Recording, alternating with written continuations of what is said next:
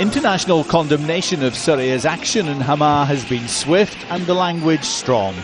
Turkey, until recently one of Assad's closest allies, led the criticism. We are deeply appalled and dismayed by the operations in Hama and other Syrian cities. The method and timing of these operations is very wrong. We strongly condemn them. Such a start to Ramadan, when we were expecting the implementation of the promised reforms, is not acceptable. We condemn the attack. These words were echoed by the British Foreign Secretary, who also called for concerted action by the United Nations.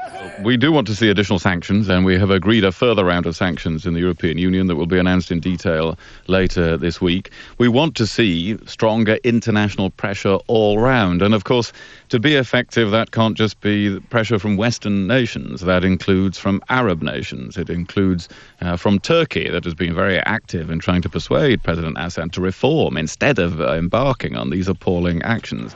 A spokesman for the European Union also condemned the attacks. Well, we were extremely shocked and appalled by what happened in Hama yesterday. There's never been any justification for what's been going on. You cannot justify attacking civilians who are exercising their right to democratic protest. You just can't send in the tanks and attack them like that. Among London's Middle Eastern community, there is widespread concern but no agreement on what should be done. I'm not saying this we should really invade Syria or do something about it, but I say somebody have to do something about it, but not with another war the same as what's happening in Iraq. I think they just have to fight for their freedom. I think that's Syria, Egypt, Libya, all of the countries that have actually rose up and said enough is enough. I think it's just wise that a government should start to listen.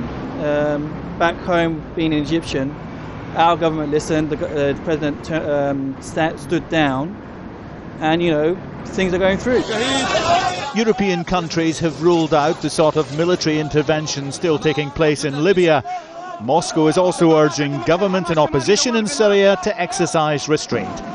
Harry Smith, Al Jazeera.